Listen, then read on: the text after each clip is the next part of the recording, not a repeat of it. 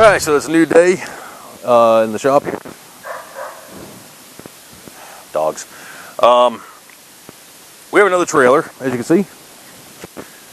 Oddly enough, it's for the same guy we just did a jetter trailer for. I think one of one of his guys, someone anyway, that was driving this thing. Oh yeah. This is a spring under configuration. And someone smacked the crap out of the U-bolts down here, and I'll show you that in a second. Alright, so here's the U-bolts we got to deal with. This is smack the hell out of something, so we're going to let him take, we're in agreement with the customer, we're not going to take any chances, we're replacing both of them. So, we're going to change them out right quick. That's a 10-minute thing. But, we definitely got to get that done, because he does haul a Mini X on here. I mean, depending on size, they can range from what, 5,000 to 10,000 pounds, depending on what you got, if not bigger. The other thing we got to do is some wiring. He has a Badlands 12-ton up there. Sorry, 12K up there. Runs off a marine deep cycle. He's also got the breakaway. Yeah, as well as a tilt for the trailer, because this trailer does tilt. We've done some work on this before. We actually made the mount for that winch, a little receiver mount, because it's a receiver winch. Well, it is now. But we got to do some wiring to it, because he's getting sick and tired of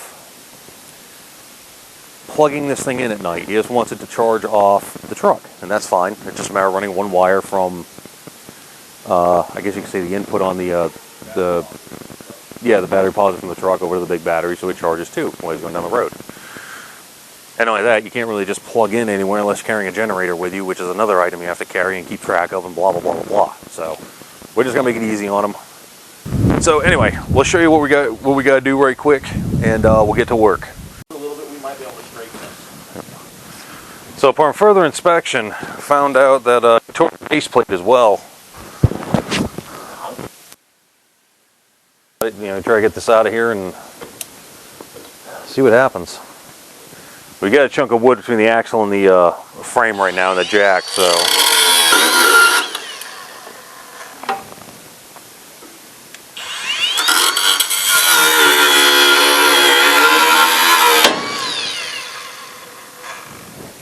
It broke, it did.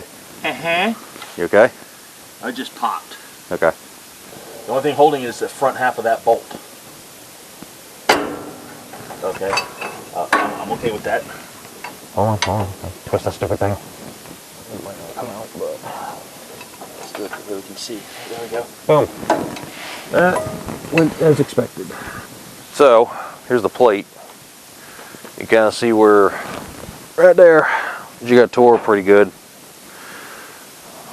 I think honestly we'll heat it, cut a channel, and weld it up right quick, so we're going to have another one readily available. He needs it back today.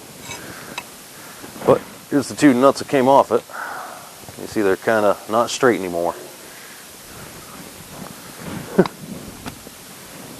So, I guess first order of business, we're going to straighten this out and go from there. Okay. Yeah. So here's the spring plate, or retainer plate, whatever you want to call it. Just ran some 70/18 here and on the other side.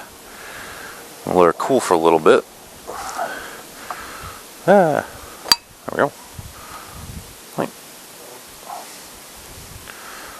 Grind it all in. Get it nice and flat.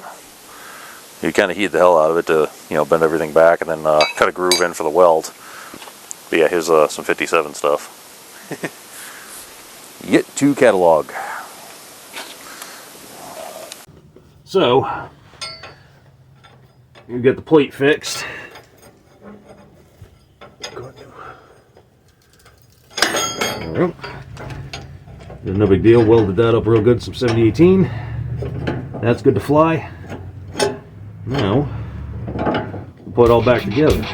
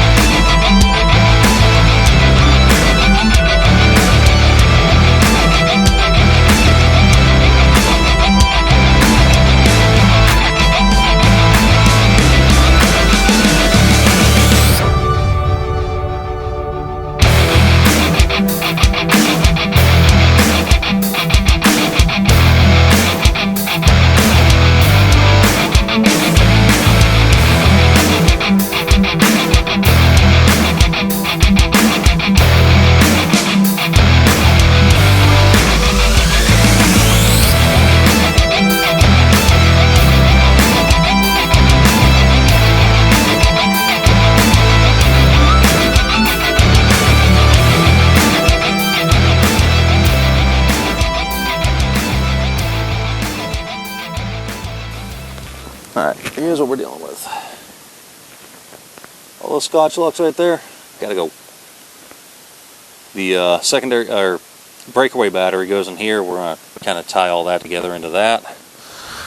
But the main thing is so we can charge this little guy. That's what operates this pump motor for the tilt feature. Which honestly, these trailers are pretty cool. And that battery also has to run one of these little guys, which I know y'all seen these before. You know, everyone uses them. I don't know. I've never used them myself personally. I like hydraulic. Show you guys something right quick. That's why I hate crimping. See, there's about 1, 2, 6, 7 wires already disconnected themselves from crimp connect. Actually, there's more than that, but sorry. You know, same thing with this one. You see them cut. The main reason is like the solder. This one here. Kind of hard to see on camera, but that cluster right there isn't even doing anything. It's just kind of hanging out in this channel. Matter of fact, go to the ground. Yeah, there's 1, 2, there's like 5, 6 wires just hanging out, not even touching anything. Yep. Just real quick, it's why we like to solder. We shrink tube everything.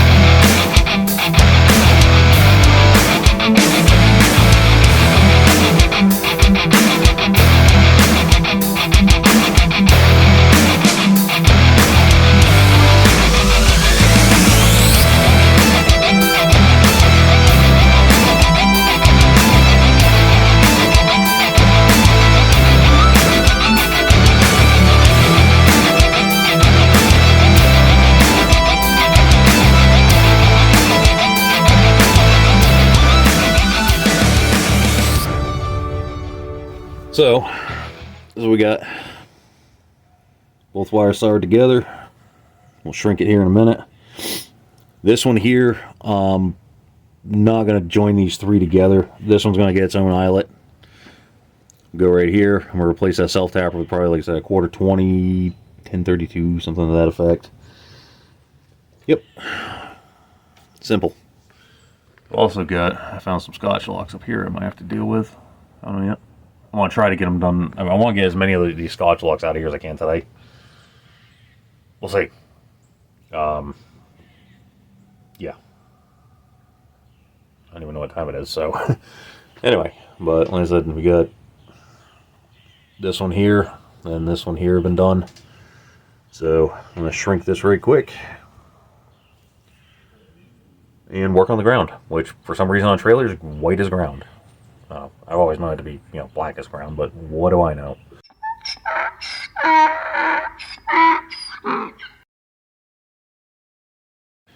Yep, she's down on the ground, ready to go, wired up. Check the charging system on the truck. Works. So yeah, this thing will probably be back. This is the second go around with this trailer. I said first round was with that little guy there, installing all that. This is round 2. Alright, so pretty much end of the day. We went under this crazy thing, got most of the Scotch lock situation taken care of, kind of ran out of time. But yeah, she's back on her own, and I think it'll be good to go for a little bit. So, we're, I don't know what, well, I don't know what I'm doing, I don't know what the Ray's chasing his tail. But anyway, we're probably going to pack in for the day. It's 4-ish. we still gotta go deliver this thing. Like I said, I'm sure it'll be back. We'll figure out the rest of the wiring situation on it. Everything works currently, but just not up to our standard. So we want to go ahead and make it right for them. That's because, you know, that's kind of what we do. Kind of. Yeah. Anyway. So, we'll probably be back tomorrow. We do have some wrecker things to do in the morning. And then, let's see where the day goes. Never know. Till tomorrow.